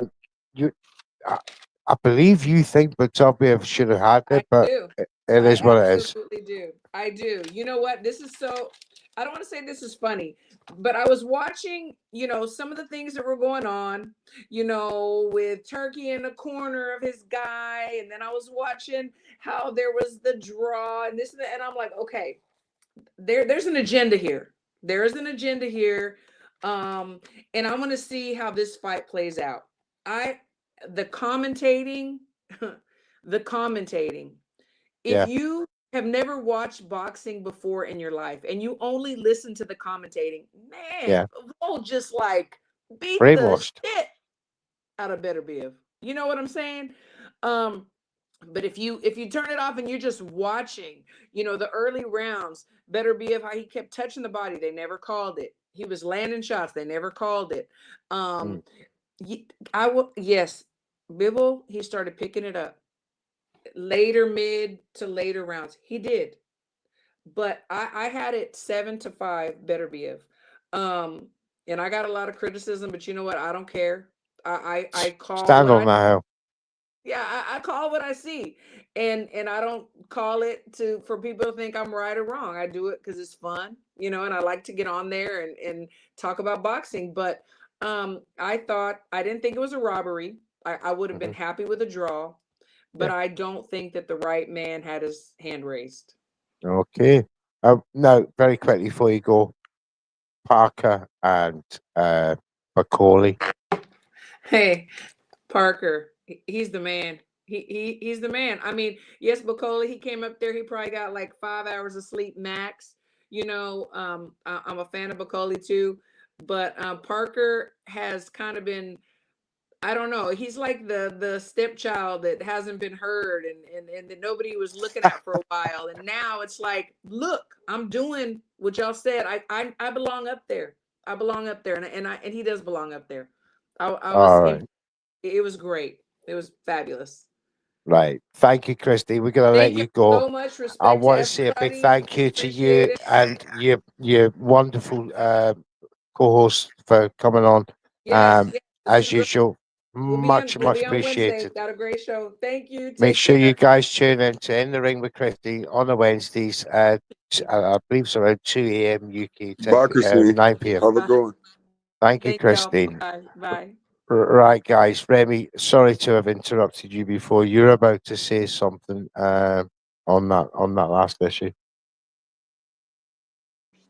No, I felt like we were talking about Joseph Parker and Bacola, correct? Yeah, So let's move on to that one then. oh, okay, no, that's fine, that's fine. Yeah, but I said he would school him. No, I picked, it was a bad situation with Bacola all around. Even with a full camp, he wouldn't have won. But for the Bivol Beterbiev, I think Bivol kind of tried to do the opposite of what he did in the first fight, where he gave a lot of energy earlier and he tried to keep Beterbiev off him earlier. My thing was in both fights, it's like everybody's trying to make it like he's just outboxing Beterbiev so much, but he's answering every time Bivol gets off. Bivol shots look more clean and more accurate, but Beterbiev was bullying him, bro, and just wherever he wanted to be in both fights, I feel like he did it. But I didn't have a problem with Bivol getting the decision because I did feel like he took some of the middle rounds. He was more active in later parts of the fight than last time. And I already kind of knew I already seen the writing on the wall. I picked Beterbiev to win because I thought he should have won.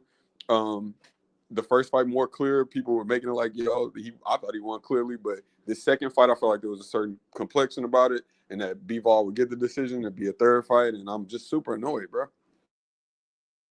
Thanks, Remy.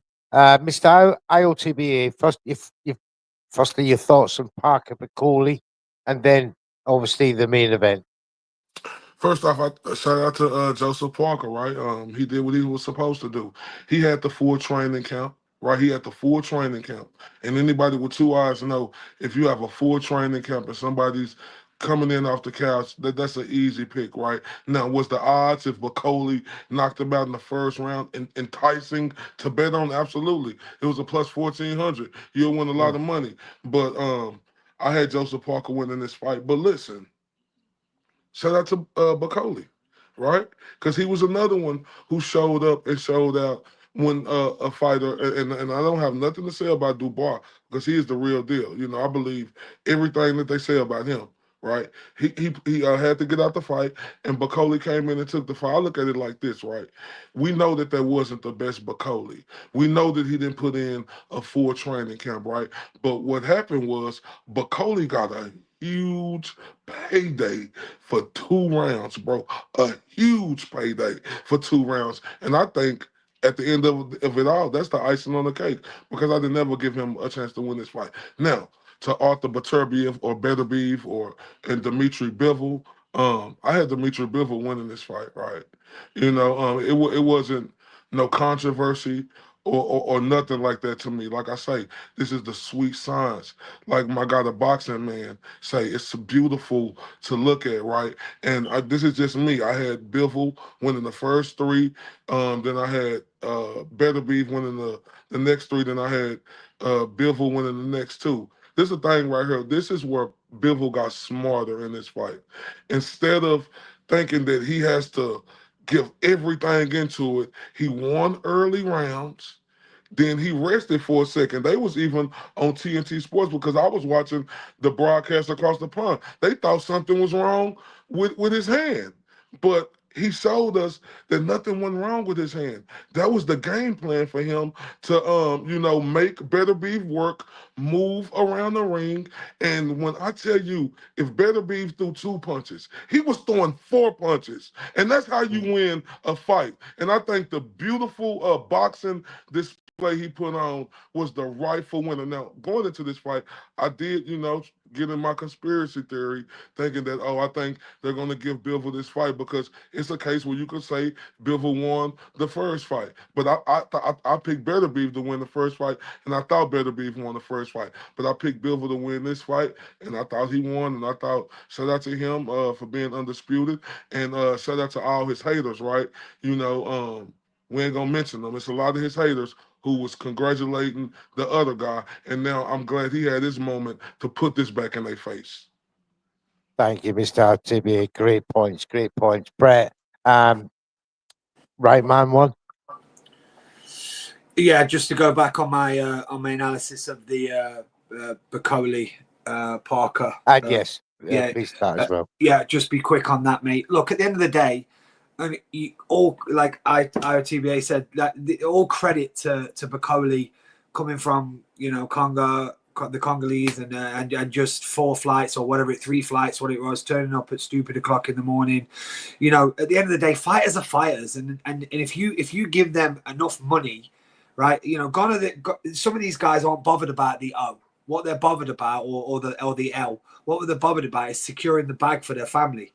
And fair play, he turned up completely overweight, not in any form of standing. That shot that hits him on the head. The question is, I personally, I think somebody else said it, I think Remy said it, in a full training camp, I still think Parker beats Bicoli in a full training camp.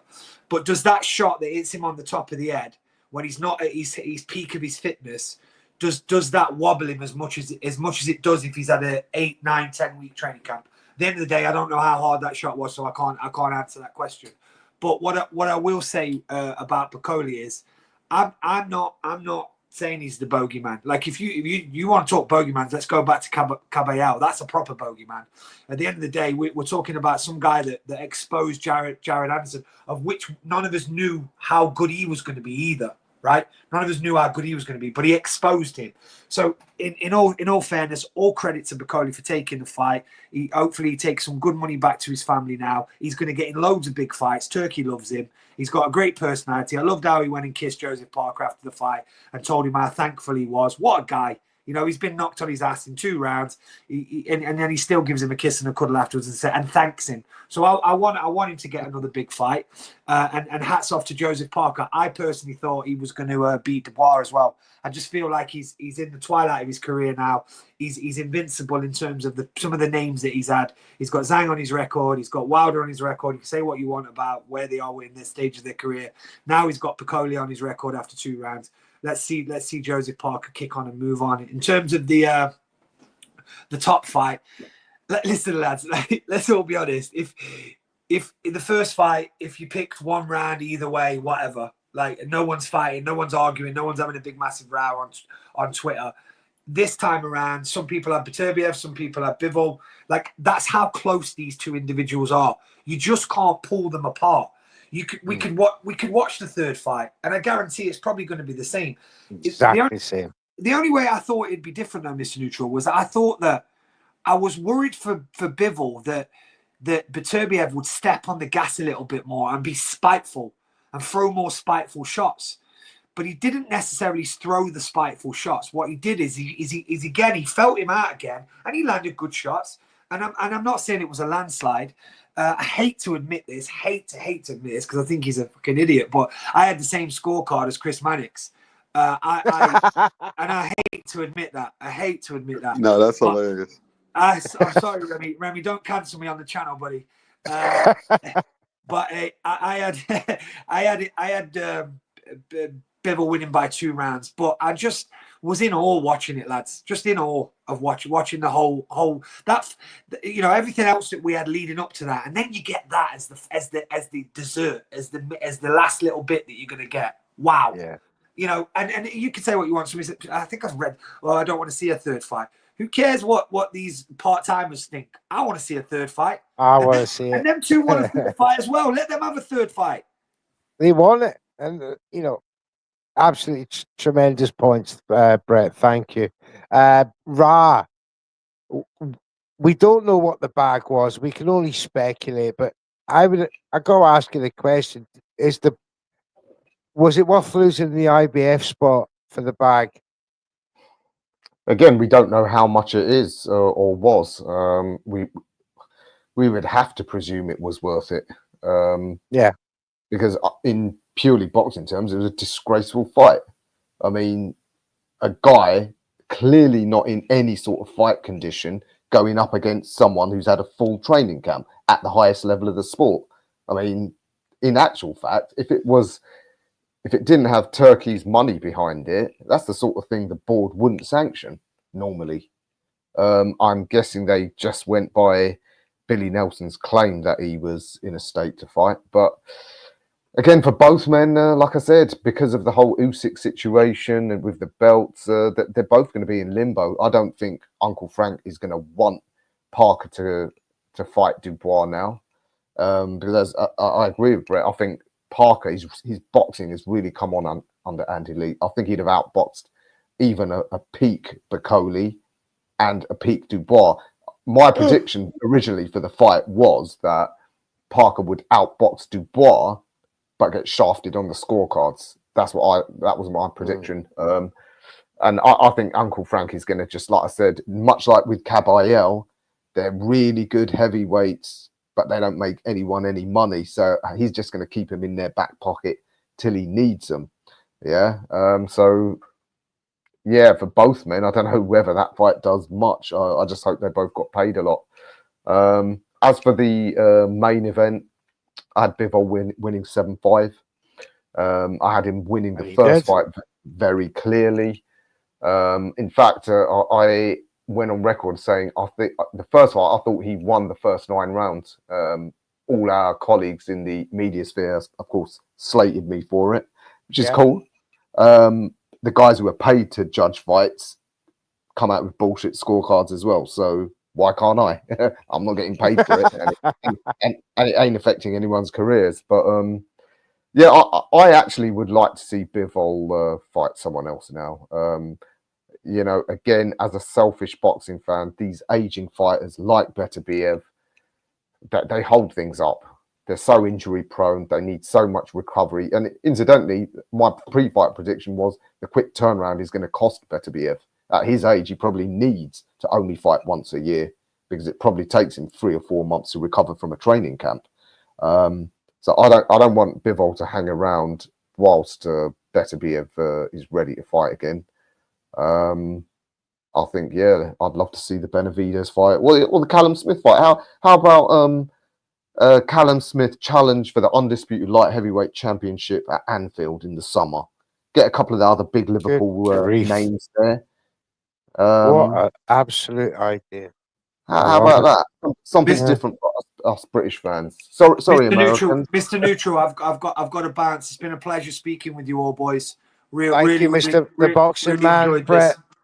Thank you very much. See you again soon. Take care. All right, Brett, man. See you, man. Right, we're going to close up with you now, Matt. You know, obviously Parker Bacoli, and then your main event. Well, firstly, I did not get a chance to slander Shakur Stevenson yet. Okay, because Oh, I then we must start with listen, that. listen. I find myself perpetually unimpressed by Shakur Stevenson, and I'll be completely honest with you. His Right. little bro, hashtag little bro, has passed him up already. I want to see Keyshawn versus Tank more than I want to see Shakur versus Tank, because I know that Keyshawn is going to bring it, and I feel like Keyshawn is on that level that people think Shakur is at. And to me, Shakur needs to show me something. He needs to show me something. But, whatever. I'll digress. I'll cook more on that at a later date. But Coley All right. versus Parker, listen, but Coley looked as big as me in there. I was like, Jesus Christ. I was like, yo. I was looking in the mirror like, wait, am I in the ring right now? What is going on? Parker, listen, Parker did what he had to do. He did what he had to do. Whether or not Bacoli got compensated fairly for losing the IBF title shot, who knows? Who knows if he'll even lose the IBF title shot with the way things go in boxing politics. I'm hoping the IBF is still going to follow their rules like they usually do, but we'll have to see. It's good on him that he was able to save the card, because honestly, I felt terrible for Joseph Parker, because they were trying to stitch Joseph Parker up. The WBO was ready to take that interim title off of him and hand it over to Moses Itama. But Joseph Parker, because Bacoli was ranked number 2 in the WBO, was able to retain his WBO interim title, so they didn't strip him upon entering inside the ring. Now, they're going to order the Usyk fight. Whether or not Usyk decides to fight him, we'll have to see. But the WBO will order the Usyk fight next for Joseph Parker. As it pertains to the main event, personally, I thought Beterbiev won. If you think Bivol won, whatever. I thought Beterbiev won, but I got to be honest. And, oh, man, I feel so bad, because now I feel like I'm just being the wet blanket in this whole show and Negative Nancy. I kind of feel like I was watching two guys fighting for second place at 175. Because I couldn't Get help but out of think. here. You hilarious, bro. Get You are out of funny, man. Help but You too here. think. funny. Listen, man, I could not help but think. Matt, that's why I didn't But want the that, trilogy, Matt. That's why I didn't want the trilogy, Matt.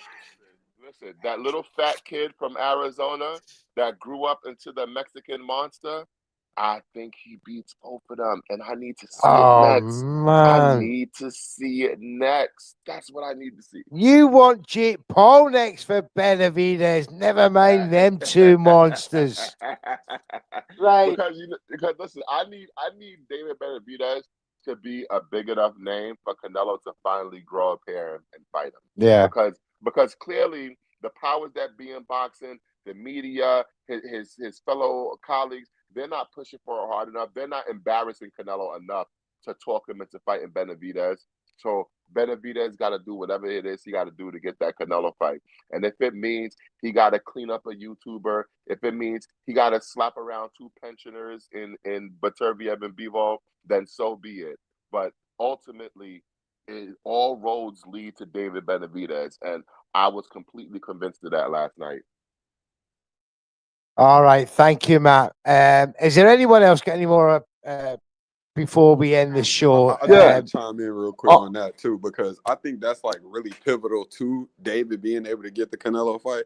And I just want to ask y'all, like, I'm just open to anybody.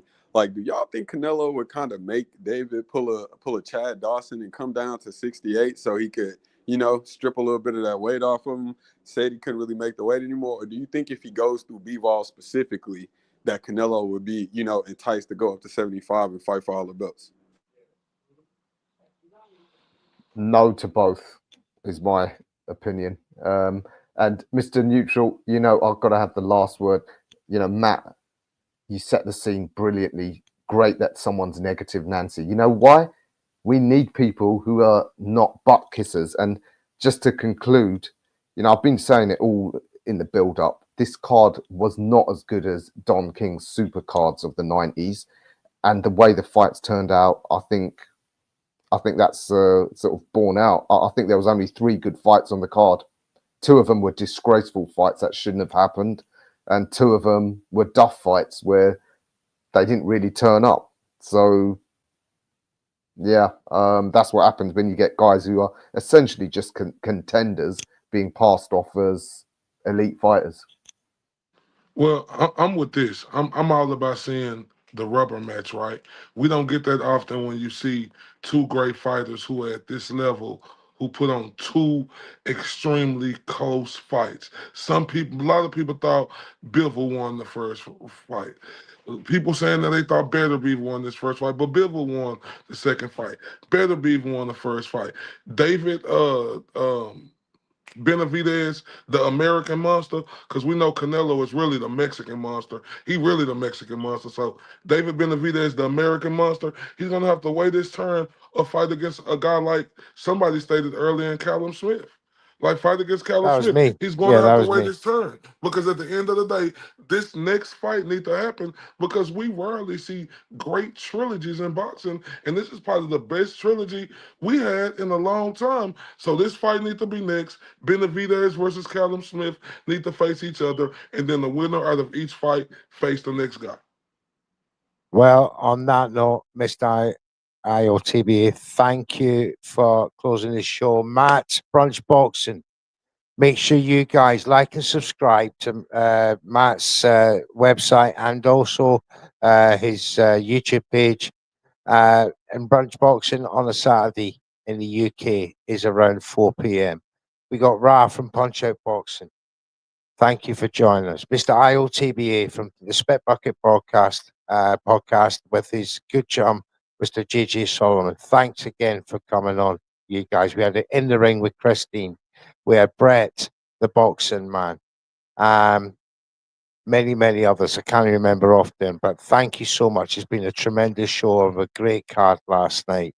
And yes, this show is sponsored by Falcon Contracting and Jam's Boxing Chat. I'm Mr. Neutral. This was HardTalk USA Ep.27. And I'm going to see you all next week.